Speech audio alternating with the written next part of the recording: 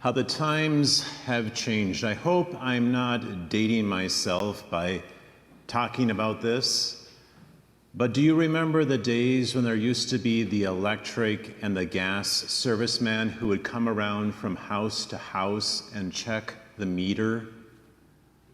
Yeah, I remember those days. And in this particular case, there was a new supervisor with a trainee who was training him in how to read these meters. And so they would park their vehicle at one end of the alley, and then they'd walk the entire alley until they completed all of the homes.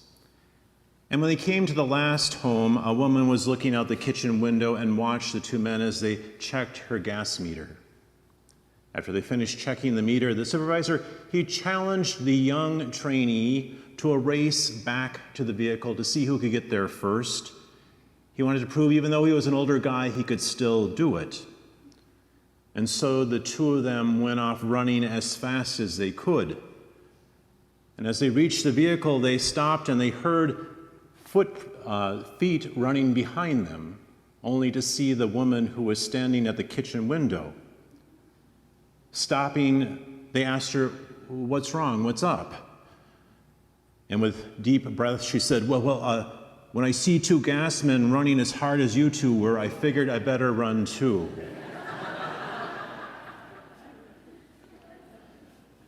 Things are not always what they seem to be. In light of today's reading, we might ask, who is our judge? Who is our judge in this world, in our life? I mean, in the ultimate sense, do we look to our judge? Some of us, we maybe turn to our parents. Whether or not we meet their approval, they're kind of our judge to see if we're doing right or we're doing wrong. Some of us may even turn to our peers. They're kind of our group of judgment.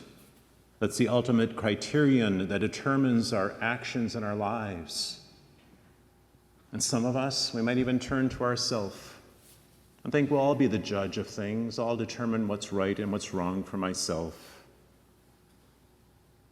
But how do you look at the judgment of God? Does it put fear in your heart?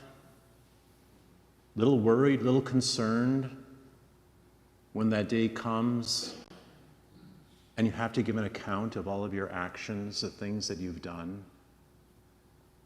How will you respond to God? It's one of our distinguishing marks as Christians. In fact, when we look at judgment, it should bring us hope. Because a true Christian sees this not as a threat or something negative, but rather we see it as kind of a summonings, a calling or an invitation from God for us to grow in virtue in our life, to grow in following God.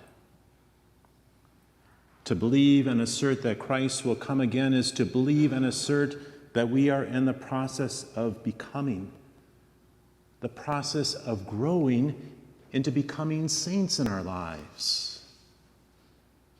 That's a tremendously hopeful vision. It kind of gives us a goal, what we should be working for in life. It gives us the power to overcome despair, hopelessness, and the inaction present when we hear ourselves saying, "What's the use?" Because we know one day we too will be judged. Life isn't meant to be lived in that feverish pursuit of approval of others. Life might begin that way, but heaven help us if it ends that way. On the day I die, I won't care very much about what others thought. I don't care what was the popular opinion of the day. I won't be concerned about that. What will matter much is whether or not I lived in what is right, what is true, what's just, what's beautiful, what's good. All that does not depend on what other people think of me. All that depends on asking ourselves the question, why did God create me and give me life? Why am I here? What is this life all about?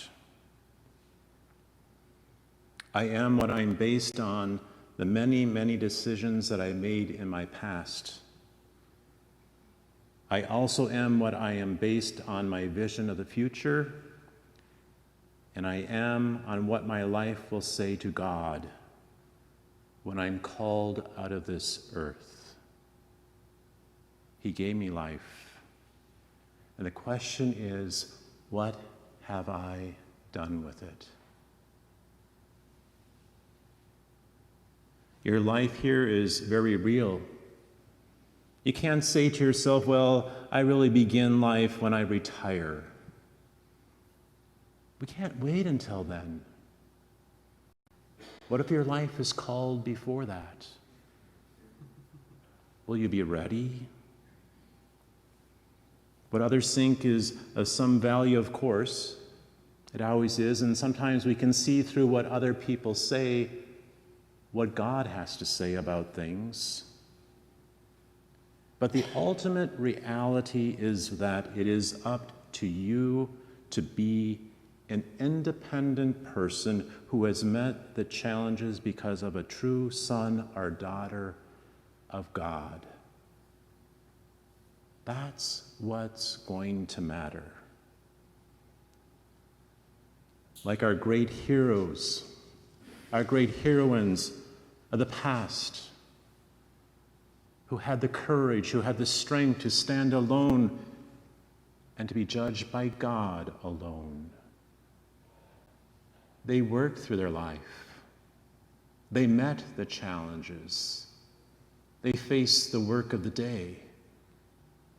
And they were ready to die, to stand before their judge. What we look at today is actually the first commandment.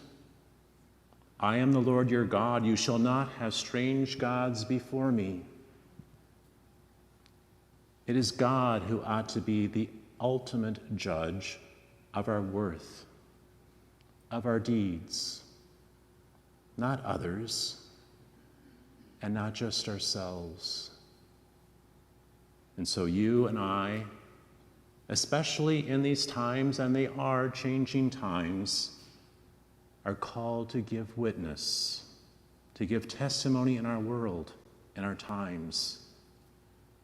God is the judge of all things.